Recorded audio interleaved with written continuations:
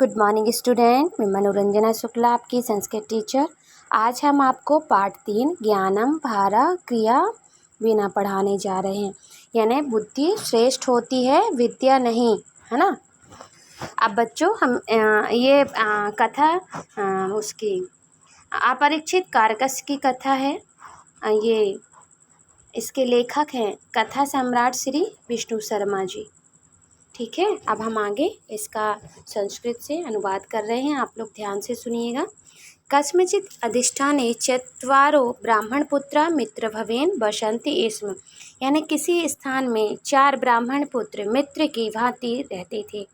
तेषु 3 शास्त्र परांगता किंतु व्यवहार ज्ञानहीना आसन।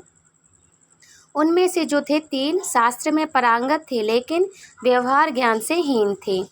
चतुर्थ सुबुद्धि तो शास्त्र ज्ञान विहीना किंतु व्यवहार ज्ञाने प्रवीणा आसीत्। लेकिन उनमें जो चौथा था सुबुद्धि, वह शास्त्र ज्ञान से विहीन था लेकिन व्यवहार ज्ञान में प्रवीण था। फिर एकदा त्रयोऽपि मित्राणि विचारम अकुर्वन् यत् यद्यपि वयं निष्णाता पंडिता विलक्षणास्य विद्वांसा स्मः। एक बार तीनों मित्रों ने विचार किया कि जो हमें सम्मान मान मिलना चाहिए, हम जैसे विलक्षण पंडित को, वो यहाँ पर नहीं मिलता। किंतु अस्मिन् देशे अस्माकं यथोचित सम्मान न भवति। लेकिन ऐसा हमारे देश में हमारा जो हमें सम्मान मिलना चाहिए वह नहीं मिल पा रहा है। अत्र तु धनाभावेन वयं यथोचितं सुखम अपि न भोक्तुं शक्नोति। और हम धन के अभाव पे जो हमें सुख भोगना चाहिए वह हम नहीं भोग पा रहे हैं। अतएव अस्माभिः धनाय शमनार्थ च देशांतर गम्य। इसलिए हमें भी धन कमाने के लिए किसी और देश में जाना चाहिए। इति समित्र ते अन्येधु एव देशांतर प्रतिचलित सन्नद्धा अभवन्। और इसी विचार के साथ वो दूसरे देश के लिए चलने को तैयार हो जाते हैं। तथा चतुर्थ ब्राह्मण कुमार अववत् यत् भो मित्राणि।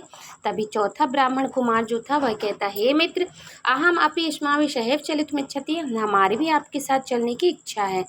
इति श्रुत्वा एकः सखा अववत्। यह सुनकर एक मित्र बोलता है, यत् भो सुबुद्धे, हे सुबुद्धि, त्वं तो मूर्खसि, तुम तो मूर्ख हो। अस्माभिः सह चलित्वा किं करिष्यति। हमारे साथ चलकर तुम क्या करोगे। राजद्वारे अपि तव सम्मानम न भविष्यति। राजा के दरबार में तो तुम्हारा सम्मान नहीं हो सकता है। द्वितीय सखा अपि अवदत्, हे भो सुबुद्धे, देशांतरे अस्माकं धनेनैव स्वदुरोपूर्ति करिष्यति।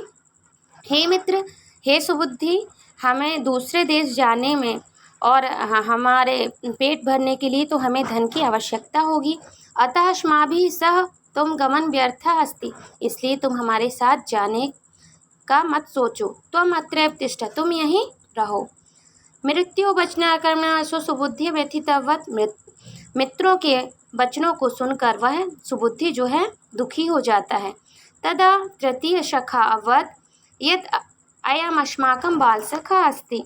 तब तीसरा मित्र जो है वो कहता है, हम सभी बचपन से बाल सखा हैं, बचपन से ही मित्र हैं। सर्वदा अस्माभिः सहैव अवसत्, और हमेशा साथ ही रहे हैं। अतएव अधुनास्य परित्यागः न करणीयः। इसलिए हमें इसका त्याग नहीं करना चाहिए। अस्माभिः उपार्जिते पर्याप्ते धने अस्माभिः भोजन दिव्य व्यवस्था भविष्यति। और जब हम जाएंगे तो वहाँ पर हमें पर्याप्त धन मिलेगा जिससे भोजन की अच्छी व्यवस्था हो सकेगी। तथा त्रयोऽपि सखाया सह सहैव नेत्र सन्नद्धा। इसलिए फिर तीनों मित्र जो हैं साथ में चल देते हैं। अतः च देशांतर प्रति दूसरे देश के लिए जाने को तैयार हो जाते हैं, चल देते हैं। ते सर्वे चलत एकस्मिन् गहने वने प्रविष्टा। जब वो सभी चल रहे थे तो एक घने जंगल में प्रवेश करते हैं। तत्र ते कनिष्ठानि दृष्टानि। तब वो किसी वहाँ अस्थियों को देखते हैं, बिखरी हुई पड़ी हुई होती हैं। तदा त्रयोऽपि शास्त्र परांगता प्रसन्नावत्। तभी तीनों जो शास्त्र में परांगत है वो प्रसन्न हो जाते हैं। अस्माकं विद्या परीक्षा कालो अयम्। अब हमारा समय विद्या की परीक्षा लेने का आ गया है।